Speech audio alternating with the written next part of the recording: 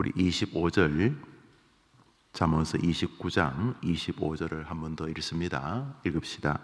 사람을 두려워하면 올무에 걸리게 되거니와 여호와를 의지하는 자는 안전하리라. 아멘. 사람을 두려워하면 올무에 걸린다고 했으니 무조건 그렇게 되겠죠. 사람은 두 종류입니다. 첫째로 타자입니다. 두 번째로 본인입니다. 사람에게 영향을 주는 사람은 결국 두 종류입니다. 남편, 아내, 부모, 형제, 자식 다 남이죠. 남이라고 해서 피가 섞이지 않은 남은 아니지만 객체와 주체로서 남이죠. 그런데 이 남이 우리에게 꽤 두려움을 줍니다. 자녀가 이거 어떻게 되면 어떡하지? 부모님이 어떻게 되시면 어떡하지? 부터 시작해서 저 사람이 왜 나를 어렵게 하지?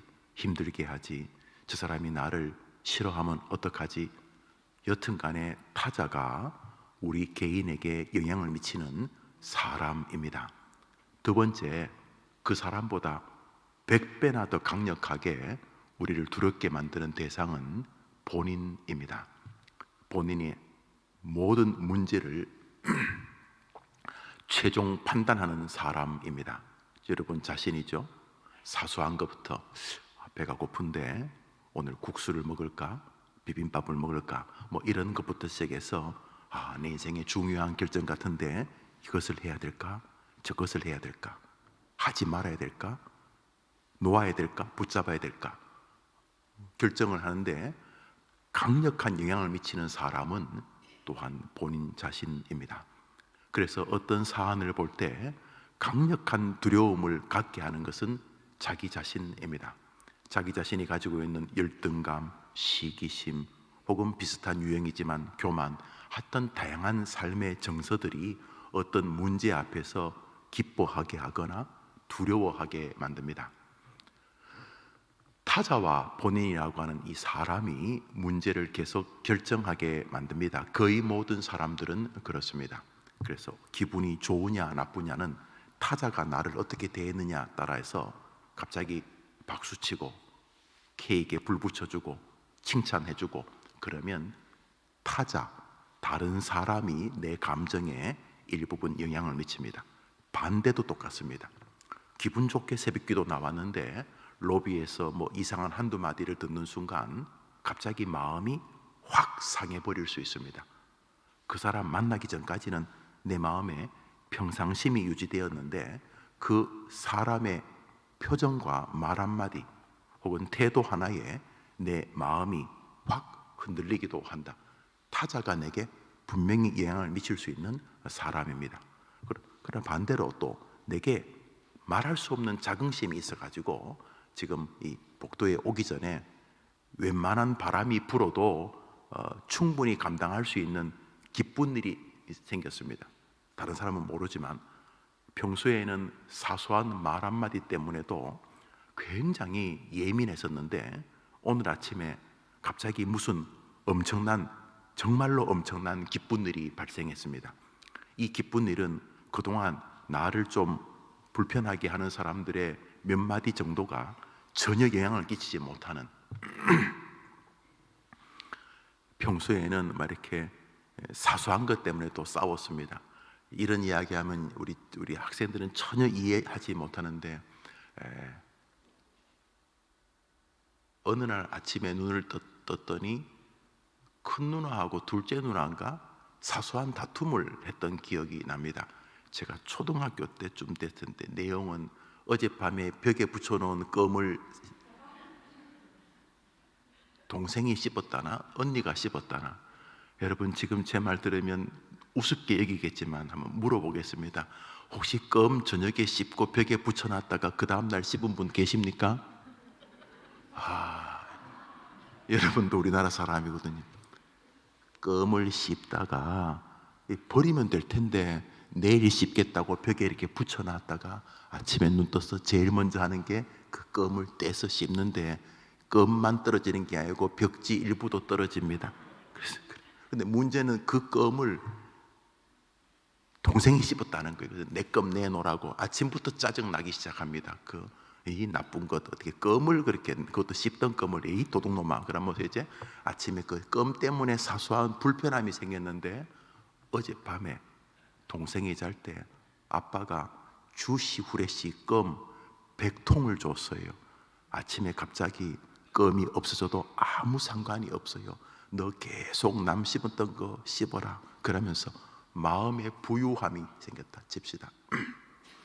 나를 기쁘게 한 사건이 굉장히 강력하면 나를 불편하게 하는 사소한 사건은 넘어갑니다. 아무렇지도 않습니다. 그래 너 다 해라 이렇게 되는 거죠. 그러니까 타자와 내가 내 정서에, 감정에, 판단에 분명히 영향을 미치는데 그렇게 하지 말라는 것입니다. 오늘 본문에 타자든 너 자신이든 너의 인생에 결정적인 결정권자가 되게 하지 마라. 그러면 올무에 걸리는 인생이 된다. 계속 타자 눈치를 보고 또 자기 감정이나 정서나 눈치를 보는데 타자에게 예민하지 말라는 것도 아니고 자기 자신에게 둔감하라는 뜻도 아니겠죠. 오늘 본문은 어떤 일의 최종 결정권이 그 사람들에게 있다고 믿으면은 인생은 올무에 걸린다 이렇게 말하는 것입니다. 다시 말해 내 인생 만드신 하나님의 작품이란 측면에서 하나님이 나를 만드신 한 작품인 존귀한 내가 다른 사람들의 판단에 의해서 좌우가 되겠는가? 아니지. 그것은 나를 만드신 하나님에 의하여 판단과 결정이 나는 것이지 라고 살아야 한다는 것입니다. 이제 한 번 더 본문을 읽겠습니다. 시작. 사람을 두려워하면 올무에 걸리게 되거니와 여호와를 의지하는 자는 안전하리라. 할렐루야. 그래서 오늘 하루 무슨 일을 하더라도 뭐 굳이 다른 사람 무시할 필요도 없고 투명 인간처럼 다른 사람을 대할 필요도 없고 무슨 초월한 사람처럼 자기 자신에 둔감할 필요도 없어요. 다른 사람의 마음도 생각해 주면 좋은 것이고 다른 사람 말 가운데는 들을 만한 말들도 있잖아요. 또 본인도 진중하게 생각해서 본인도 삶을 살아왔던 경험이 있고 배움의 교육이 있고 그것이 일정한 누적도 되고 또 스스로의 삶과 교육, 경험들을 잘 합해서 이런저런 일도 그동안 해본 일도 있을 테니까 자기 자신의 삶에 대해서 지나치게 무시할 필요는 없습니다. 그럼에도 불구하고 결정권에 대한 마음은 하나님께로 양도해야 한다는 것입니다. 사람을 두려워하는 것은 의지하거나 그들이 내게 치명적인 영향을 미칠 수 있다는 생각 때문 아닙니까? 그렇지 않습니까? 그러나 그 사람들이 내게 결정적으로 영향을 미칠 수는 없다. 다른 사람들이 결정적으로 내 흥망성쇠를 좌우할 수는 없다. 다른 사람이 한다손 치더라도 그 배후에는 오직 하나님이 계신 것이다. 그러므로 내 인생의 승부는 하나님께만 있는 줄 믿습니다 라는 마음으로 하나님을 의지하는 자는 복이 있다고 성경이 말합니다. 우리가 불렀던 찬송과 똑같은 내용입니다. 복, 행복, 샬롬, 평안. 하늘 위에서 내려오네. 정상적인 사람이라면 출처에 대해서 마음이 있을 것 아닙니까? 어제 보니까 대통령 당선자가 뭐 장관들을 쭉 임명하던데 임명권자에게 달린 거 아닙니까? 우리 하나님이 우리를 사랑해서 자기 아들까지 주신 분이시니 믿어도 되지 않습니까? 너무 지나치게 여러분 자신이나 타자를 두려워하지 말고 마음을 하나님께로 두고 하나님 의지하는 한 주간 여러분이 주인공 되기를 축복합니다. 그래서 힘과 능력과 모든 좋은 것의 출처가 하나님이라고 진짜 인정해 드리는 것입니다. 저는 다른 건 잘 모릅니다. 목회도 잘 모른다고 해야 되겠지만 그래도 우리 교회에서는 외형적으로 목회의 전문가라면 담임 목사인 저를 둘 것입니다. 목회 그렇죠. 하나님이 기뻐하시고 성도들이 믿음으로 자라는 것이 바른 목회겠지요. 목사가 열심히 해야 되겠죠. 그렇지만 대한민국의 어떤 담임 목사님이라고 열심히 안 하겠습니까? 열심히 해야 되죠. 또 사람들하고 좋은 관계를 가지려고 노력해야 되죠. 내 자신에게도 막 내 몸을 일부러 자해하고 자학하고 그러면 안 되는 것처럼 타인에게도 그러면 안 되니까 다른 사람도 존중하고 그래야 되겠죠. 그러나 목회를 해보니까요, 올해 제가 목회 30년째입니다. 92년도에 신학교를 들어가서 전도사로 시작한 지 30년이 되었는데, 그래요, 30년, 길면은 길고 짧으면 짧지 있겠지만 30년 동안 놀지는 않았지 않겠습니까? 단 한 해도 목회를 쉰 적이 없었는데 30년 동안 목회를 하며 내리는 결론이 어른들의 말씀하고 똑같습니다. 목회는 하나님의 은혜인 것입니다. 하나님이 봐주시면 되는 거고 하나님이 안 봐주시면 안 되는 것입니다. 한번 여러분에게 물어보겠습니다. 목회가 하나님의 손에 달렸다고 여러분은 믿으십니까? 그러면 목회만 하나님께 달렸습니까? 여러분 자녀 교육은 누구에게 달렸습니까? 여러분의 인생의 행복은 누구에게 달렸습니까? 이번 한 주간이 정말 행복하려면 누가 도와주셔야 됩니까? 누가 도와주셔야 됩니까? 그래, 성경은 그걸 말하는 것입니다. 그러니까 네 인생의 결정권자가 타자나 너에게 달렸다고 믿지 마라. 그게 지나치게 의지하고 의존하는 것 아니냐. 그들은 믿음의 대상이 아니다. 여러분 사랑하실 것입니다. 여러분이 정말 여러분 인생 전체를 다 들여서 여러분의 인격, 여러분의 행동, 여러분의 정신, 여러분의 심령, 여러분의 꿈, 비전, 여러분의 모든 숭고한 것을 다 바쳐서 살 만한 존재입니까? 여러분이. 제가 어느 날 생각을 해봤어요. 내가 내 인생을 위해 산다. 그래서 한번 생각해봤어요. 김영우라고 하는 이 퍼슨, 하나의 인격체, 이 김영우라고 하는 존재가 내 모든 것을 다해서 머리끝에서 발끝까지 내 모든 이상, 비전, 꿈, 소망, 내 모든 것을 다 투자해서 살만한 존재냐? 내가 결론이 아니었습니다. 저는 저의 모든 것을 다 투자해 살만한 인간이 아닙니다. 저는 제 자신이. 그런데 하나님 우리를 사랑하셔서 우리의 모든 것을 다 해서 살만한 존재를 주셨습니다. 하나님이십니다. 그럼 우리는 진짜 행복한 사람, 우리는 제대로 사는 사람입니다. 우린 정말 살만한 것을 붙잡은 사람입니다. 그런데 주님은 더 나아가 그분을 의지하라고 말합니다. 힘과 방패를 하나님으로 삼는 자는 복이 있는 줄 믿습니다. 그래서 하나님이 오늘 여러분을 지켜보실 때, 해림교회 저 80된 저 친구가, 해림교회 3살, 5살, 10살 된 저 친구가 믿음이, 성경에 대한 지식이 크고 작고를 떠나서 저 녀석이 진짜 날 의지하는구나, 이러면 하나님께서 여러분들을 결국 안전하게 지켜주실 줄 믿으시기를 바랍니다. 그러므로 신앙이라는 건 이 싸움입니다. 누굴 의지할 것인가? 기도하고 설교 듣고 설교하고 이 모든 일은 결국 간단한 목표를 향해 있습니다. 누구를 의지할 것인가? 누구를 의지할 것인가? 우리 한 절 더 읽기 전에 한번 따라합시다. 사람은 사랑의 대상이지 결단코 믿음의 대상이 아닙니다. 믿으시죠? 이게 헷갈리면 뒤죽박죽이 됩니다. 사람은 생명을 다해서 사랑할 수 있는 존재지 믿을 존재가 아닙니다. 믿음의 주여 온전케 하시는 분은 예수님 뿐이시기 때문입니다.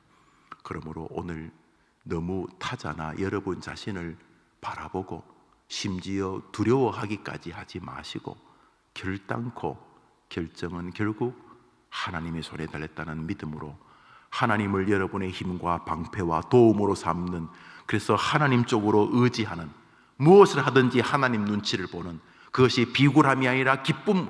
왜?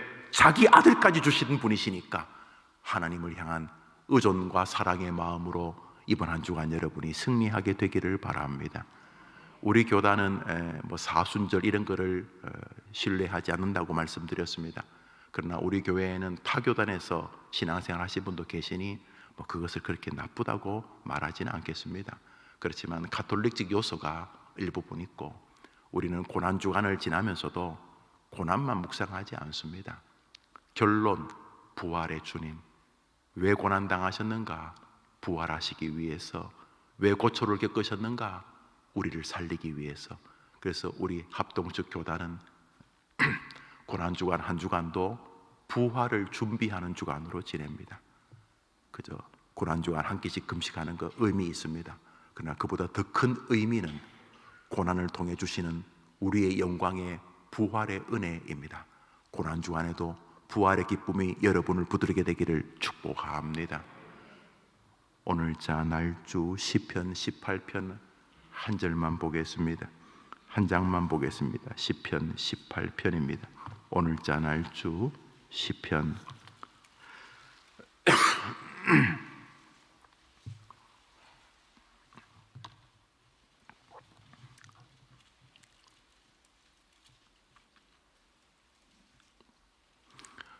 먼저 위에 표제가 있습니다. 표제. 그 표제라는 것은 누가 썼는지는 모릅니다. 그러나 개혁교회에서는 표제조차 하나님의 섭리로 우리의 필요를 위해서 기록해 두셨다고 믿습니다. 표제와 1절을 연이어서 읽겠습니다. 표제는 이 시편의 내용입니다. 이 시편은 이런 상황에서 다윗이 지었다, 이런 내용입니다. 먼저 표제를 읽읍시다. 시작. 여호와의 종 다윗의 시, 인도자를 따라 부르는 노래. 여호와께서 다윗을 그 모든 원수들의 손에서와 사울의 손에서 건져주신 날에 다윗이 이 노래의 말로 여호와께 아뢰어 이르되, 1절입니다. 시작. 나의 힘이신 여호와여, 내가 주를. 1절 한 번 더 읽읍시다. 시작. 우리가 읽었던 잠언서 29장의 기자와 다윗은 동일한 인물일 리가 없습니다. 결단코 같은 인물일 리가 없습니다. 그렇지만 하나님이 동일하시기 때문에 두 사람의 신학이 동일합니다. 다윗은 이렇게 말합니다. 나의 힘은 사람이 아니었다. 내가 살아보니까 나의 힘은 타자도 아니고 나도 아니더라. 나의 힘이 되신 분은 누구였다고요? 여호와였다. 할렐루야. 그러니까 이번 한 주간 그냥 마음을 딱 정해서 아침에 눈 뜨면 하나님 감사합니다. 당신이 존재하심으로 그것만으로 너무 행복합니다. 감격이라고 하는 우리 소망 한 달의 첫 시작인데, 그러면서 하나님, 오늘 여러 일들이 저를 기다리고 있겠지만은 어떤 일이든 결국은 복된 일이 될 것입니다. 왜냐하면 나의 힘은 하나님이시기 때문입니다 하면서 한 주간을 살 때에 하나님이 기뻐하는 시편 잠언 기자의 모습이 여러분의 모습이 될 줄 믿습니다. 이번 한 주간 어떻게 세상이 다 여러분을 좋아만 해주겠습니까? 또 여러분이 어떻게 모든 판단을 항상 최선만 결정할 수 있겠습니까? 우리가 노력은 하지만은 나는 그게 최선이라고 생각했는데 시간이 지나면 그게 차선이었네, 그게 최악이었네, 이러지 않습니까? 우리가 순간순간 노력은 하겠지만 우리는 고백합니다. 나의 인생의 샬롬은 하나님께 달렸습니다. 하나님만이 나의 힘이십니다. 오 하나님, 내가 주님을 사랑합니다. 다윗의 이 시편 18편 1절의 고백이 이번 한 주간 여러분의 고백이 되기를 축복합니다. 기독교회는 그런 면에서 삶이 좀 심플합니다. 막 대화를 하면 말에 복선이 깔린 사람들이 있는데, 그런 사람하고는 대화를 길게 하고 싶지가 않아요. 무슨 고차방정식처럼 대화, 그럴 필요 없어요. 인생은 심플해요. 한번 따라합시다. 하나님께 달렸다. 이것만큼 쉬운 말이 어디 있습니까? 하나님께 달렸다. 그러니까 다른 사람을 대할 때도 지나치게 교만하면 안 되고 비슷한 거지. 그 교만과 동전의 양면인데 비굴해도 그럴 필요 없어요. 왜요? 다른 사람이 다 안 된다 그래도 하나님이 된다 그러면 되기 때문입니다. 믿으십니까? 또 반대로 다른 사람이 다 된다고 박수 쳐도 하나님이 노 그러면 안 되는 것입니다. 그러니까 우리는 간단합니다. 어차피 하나님께 달린 걸 알기 때문에 오늘도 그 하나님을 신앙하는 것입니다. 잘못하면 쥐어 박으시죠. 쥐어 박히는 분들 계시죠. 쥐어 박으시면 아유 죄송해요 그러면 되는 것입니다. 그걸 회개라 그러죠. 죄송해요. 아유 죄송해요. 하나님 좀 봐주세요. 하나님 떠나서는 성공은 없는 것입니다. 그러나 여호와를 의지하는 자는 결국 안전하게 될 줄 믿습니다. 사람을 두려워하는 자는 올무에 걸리게 되거니와, 이 말은 사람을 의지하는 자는 이런 뜻이죠. 올무에 걸리게 되거니와 여호와를 의지하는 자는 결국 안전할 것입니다. 이번 주간 우리의 힘은 다윗의 고백과 마찬가지입니다. 나의 힘이 되시는 분은 여호와이십니다. 김 목사의 힘도 여호와고, 여러분의 힘도 여호와고, 여러분 가정의 가족 자녀들의 힘도 결국은 여호와이신 것입니다. 그러므로 이번 한 주간 여러분도 1편 시편 18편의 1절처럼 고백합시다. 1절 읽고 우리 마치겠습니다. 시편 18편 1절입니다. 뭐 복잡한데 1절만 보여줘 보시겠습니까? 1절 1절 보여달라고요, 방송실에서. 예, 못하나 봅니다. 우리 1절 그냥 읽읍시다. 시작. 나의 힘이신 여호와여. 한 번 더 읽습니다. 시작. 나의 힘이신 여호와여, 내가 주를 사랑하나이다. 주님이 이번 주에 우리에게 받고 싶은 고백이 여기 다 담겨져 있습니다. 아니, 우리의 생애를 통해서 김용우를 목사로 세우셔서 듣고 싶은 고백이 여기 있습니다. 나의 힘이신 여호와여, 내가 주를 사랑하나이다. 여러분의 한 주간에 아름다운 노래가 되기를 축원합니다. 주님 가르친 기도 예배를 마치고 자유롭게 기도하고 하루를 출발하겠습니다. 하늘에 계신 우리 아버지여, 이름이 거룩히 여김을 받으시오. 나라의 마옵심이 뜻이 하늘에서 이룬 것 같이 땅에서도 이루어지이다. 오늘날 우리에게 일용할 양식을 주옵시고, 우리가 우리에게 죄 지은 자를 사하여 준 것 같이 우리 죄를 사하여 주옵시고, 우리를 시험에 들게 하지 마옵시고 다만 악에서 구하옵소서. 대개 나라와 권세와 영광이 아버지께 영원히 있사옵나이다. 아멘. 기도합시다.